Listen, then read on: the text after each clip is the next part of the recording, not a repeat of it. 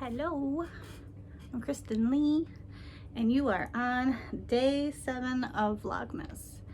And today's prompt is to talk about your favorite holiday movie, past and present. And obviously, mine is Frosty the Snowman. No, it's Nightmare Before Christmas. I start watching Nightmare Before Christmas probably in August or September, and sometimes I watch it all the way through until Easter because I justify it. There's an Easter bunny in it. So if you ever have any interest in like the making of it in the background, The Movies That Made Us on Netflix is a documentary about it, and they did Home Alone, Die Hard, and Nightmare Before Christmas, and Elf too, and they did a great job. There was stuff I didn't even know trivia wise, so I was really blown away. One of the things that I found out that I had no idea was the actor that plays Prince Humperdinck in Princess Bride is Jack Skellington's voice, and I was just like, oh my god.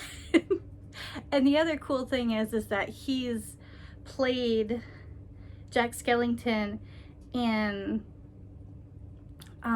video games and things like that after the fact.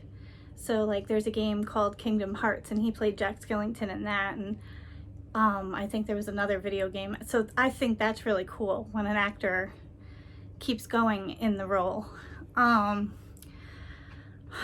I didn't get introduced to Nightmare Before Christmas, I think, until I was a teenager.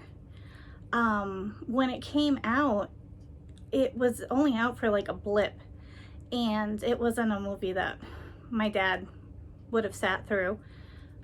He doesn't really like musicals.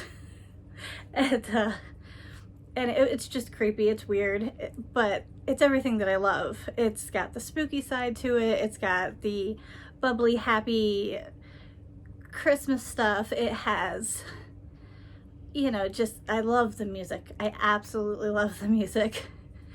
So I think, now I'm sure one of my friends will let me know, but I think I got introduced to it at a sleepover.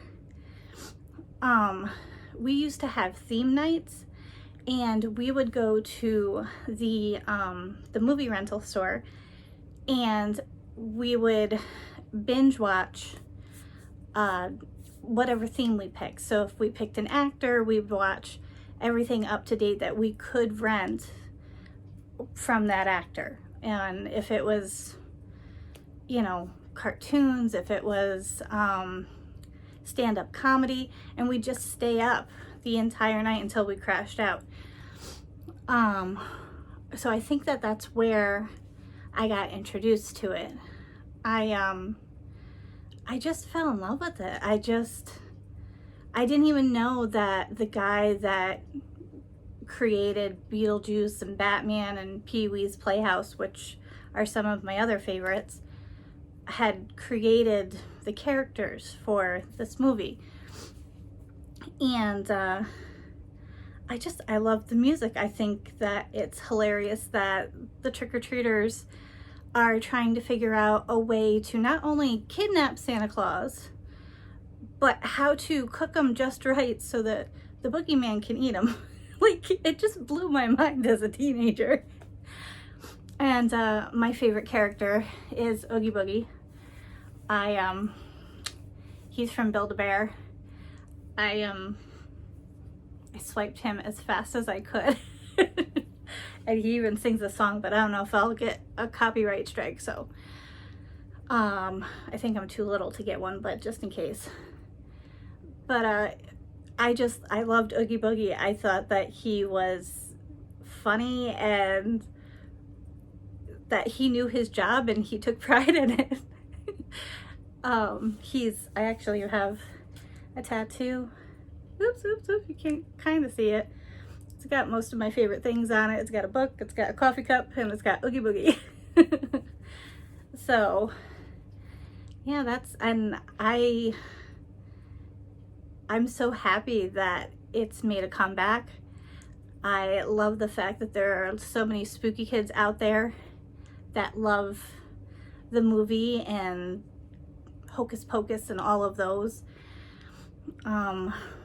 Yeah, it makes me really happy because it made me weird to love the stuff that I loved when I was a kid and into my teenage years. And then when I got to be 20 and then definitely into my 30s, and I'm almost 40 now, I just don't care. I really don't. I'm finally living the teenage life that I always wanted as a teenager, so I'm totally fine with it. But yeah, so that's Nightmare Before Christmas is my favorite past. And my present one is Netflix has a movie called Love Hard, and it has the woman that played the love interest in Vampire Diaries between the two brothers. And it has the guy from, I know him from Crazy Rich Asians. And it's basically the woman, she's a blogger, and she has all these failed dating app experiences. And as a veteran dating app person, I identified with everything from her side, from his side, and everything in between. Her best friend was hilarious. The main character is from LA, and the people that she's meeting, they're either married or, you know, something happens.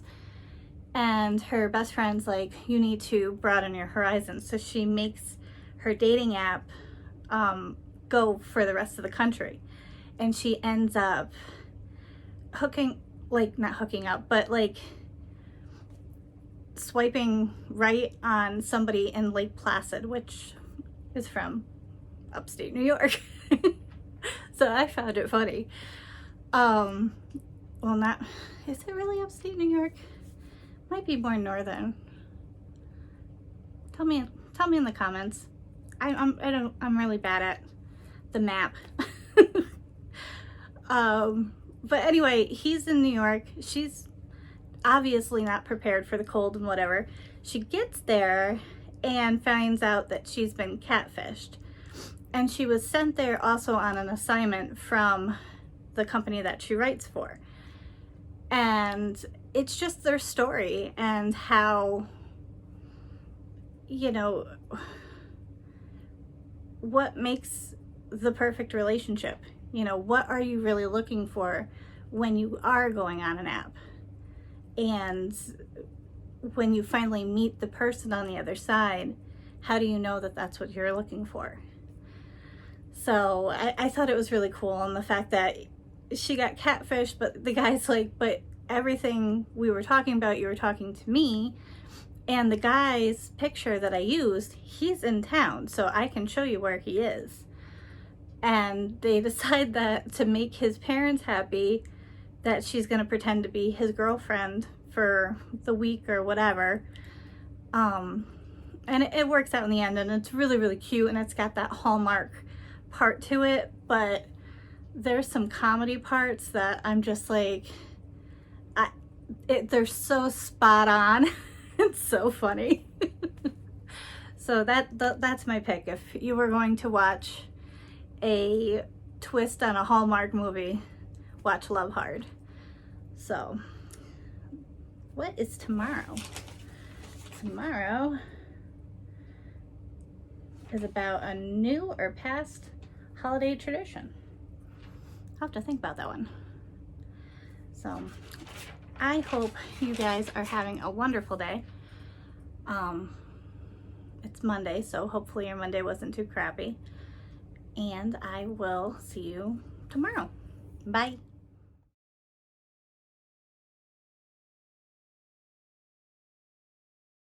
So guys, I'm filming for tomorrow's challenge. And these guys fell at the end of it. Thank God I was already done filming and everything. Onto my candle. I almost set the house on fire. Good Lord.